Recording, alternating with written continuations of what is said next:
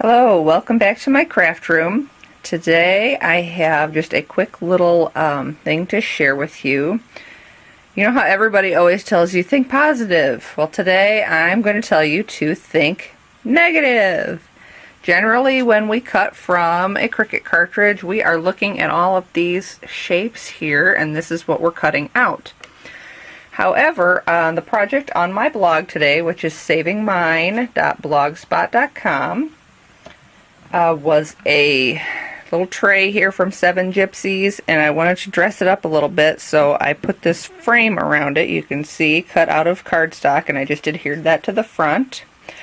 And I'm just going to show you quickly how I did that. The best way to do that is here on the keypad. This is only on the Expression, it's not on the smaller one.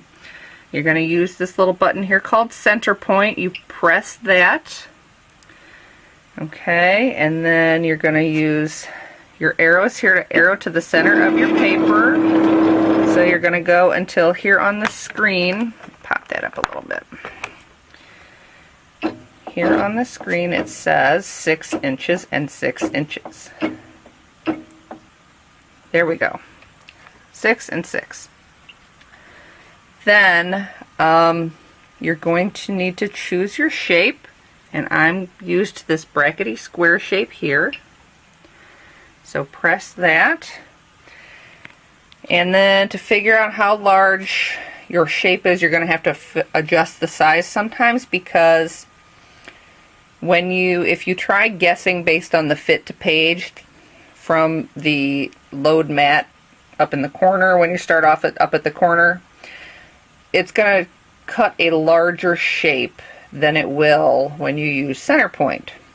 So when I started at 10 3/4, thinking that would work, and I hit cut and it tells me it won't fit. So I scrolled down and determined that 10 1/2 is the correct size. Okay, so I have my Center Point on. I have my square 4 shape chosen, and I'm just going to hit cut. Oh, now wait a minute. It did it before.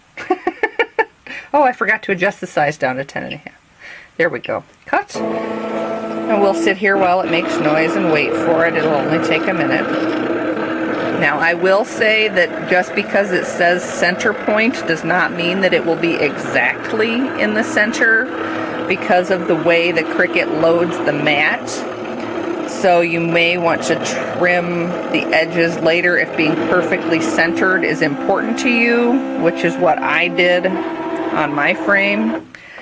You may also use your Gypsy screen if you want to try to get a larger shape on the 12 by 12 mat, and if you want to try to get it centered a little better. Okay, so it's done cutting. Instead of using the positive shape like I would usually use, here's my negative, and that's the part that I used for the frame here. Okay, and I just trimmed down the one side so that it was more even.